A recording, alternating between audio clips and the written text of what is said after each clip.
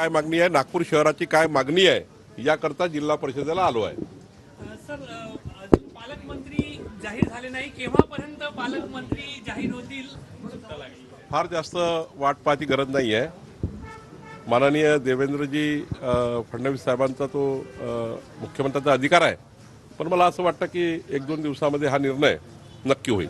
Sir, Nagpur जिल्ह्यामध्ये जात प्रमाणपत्र देण्यासंदर्भात दिरंगाई होत आहे. हिंगणा तालुक्यामध्ये शेषनगरमध्ये अनेक पारधी विद्यार्थिनी अशा आहेत की जे शिक्षण सोडण्याच्या मानसिकतेत पोहोचले, कारण ग्रॅज्युएशन कंप्लीट व्हायला आला मात्र 2-2 वर्ष झाले अर्जांवर कारवाई नाही झाली. मी त्यांची आजच बैठक घेणार आहे आणि या बैठकीमध्ये ज्या अधिकाऱ्यांनी पारधी समाजावर जाणीवपूर्वक कास्ट सर्टिफिकेट देण्याकरता अन्याय केला असेल त्यावर निश्चित कारवाई मी करणार आहे. तर दिरंगाई केली असेल काही अधिकारी? कारवाई करणार आहे.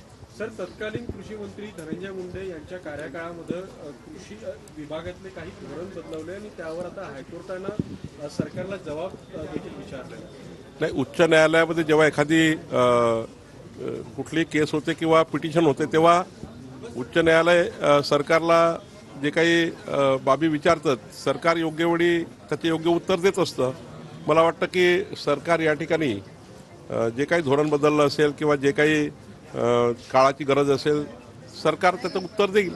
सर, ये बताएं कि कल भारतीय जनता पार्टी और संघ की एक महत्वपूर्ण बैठक होने वाली है, मंत्रियों की किन विषयों पे होगी और संघ के तरफ से कौन रहेगा और सरकार की तरफ से क्या मुख्यमंत्री के साथ साथ कौन रहेगा? हमारे विचार परिवार के सारे अधिकारी होते हैं जो हम लोग जो सरकार में चुन के आने के बाद हमारा दायित्व होता है कि आदिवासी विभागों में, सामाजिक न्याय के विभागों में, शैक्षणिक विभागों में ये सारे विषयों पर सरकार का जो भी प्रश्न है समाज के, वो प्रश्नों को लेकर एक चर्चा होती रहती है. हर 3-4 महीने में एक बार ऐसी चर्चा होती है.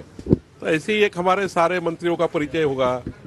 हमारे सारे मंत्रियों के विभाग में क्या क्या जनता के लिए कर सकते हैं, समाज के लिए कर सकते हैं, आखिरी आदमी के लिए कर सकते हैं, या अभी भी सरकार पहुंची नहीं, वहाँ सरकार कैसी पहुंचाई जाए, इसके लिए भी एक निश्चित कार्यक्रम बनता है.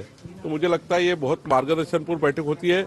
इसमें जो मार्गदर्शन मिलता है ये समाज के लिए और राष्ट्र के लिए हितकारक होता है. सर, विपक्ष